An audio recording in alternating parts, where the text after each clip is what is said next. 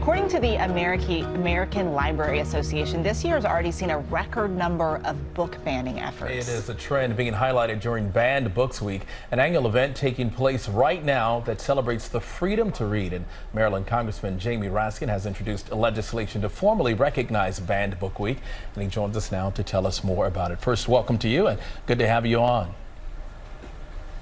Great to be with you. I'm delighted.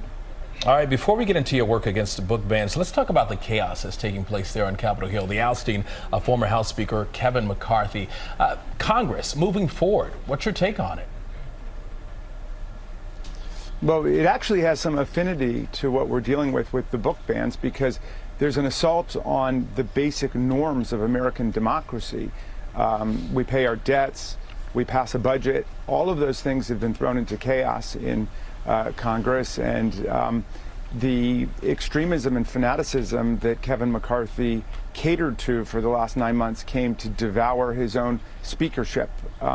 So what we're looking for is the reassertion of some basic principles in the country, like the government doesn't censor people's books and people's ability to read.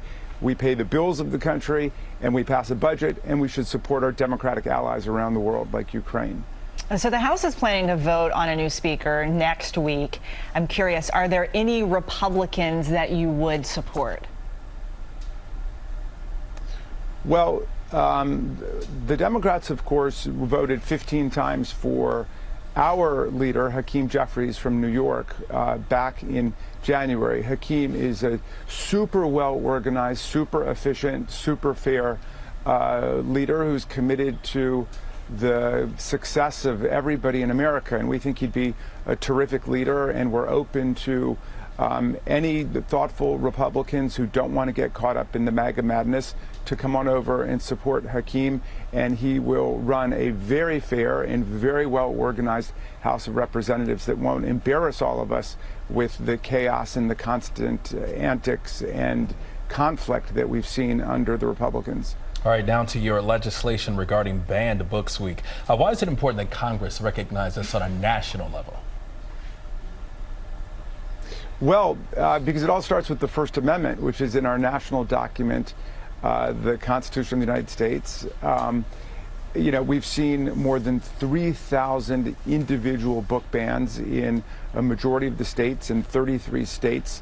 It's spreading across the country. There's a deliberate effort to undermine public education and to create the kind of turmoil and chaos that you see in the House of Representatives in people's school districts and people's communities. And so we're trying to stand up for really the founding principle of America, which is the people have the right to read, the people have the right to write.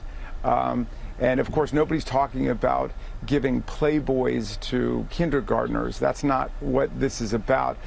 This is about a right-wing censorship movement that has targeted books like George Orwell's 1984, The Bluest Eye by Toni Morrison, The Handmaid's Tale by Margaret Atwood. It's amazing the number of books that are about authoritarianism and censorship that they are trying to censor all over America today. I know the House Oversight Committee is releasing a report on the impact of these book bans. What did y'all find? Well, it throws a lot of our school districts into chaos, and it's driving teachers out of their profession. We've got a tremendous shortage of public school teachers across the country, and they had a very rough time with the wars that were created around simple public health measures like vaccines and so on. Well, the assault on the right to read and the attack on people's books, on their syllabus for the semester, trying to say, well, you can't teach anything about American history that would make anybody feel bad. So you can't teach about slavery, you can't teach about the Jim Crow system, you can't teach about white supremacy, which the Supreme Court proclaimed as a constitutional doctrine in the Dred Scott decision, or Plessy v. Ferguson about Jim Crow. All of those things are driving teachers out of the profession. We've got to allow teachers to teach the curriculum that's been adopted by our states and our counties and our local school districts. That's the right way for us to be involved. But people should not be interfering with the actual order of the classroom and the ability of teachers to teach and students to learn. Maryland Congressman Jamie Raskin, thank you so much for being here with us today. Thank you. Thank you so much for having me, Eva. I appreciate it.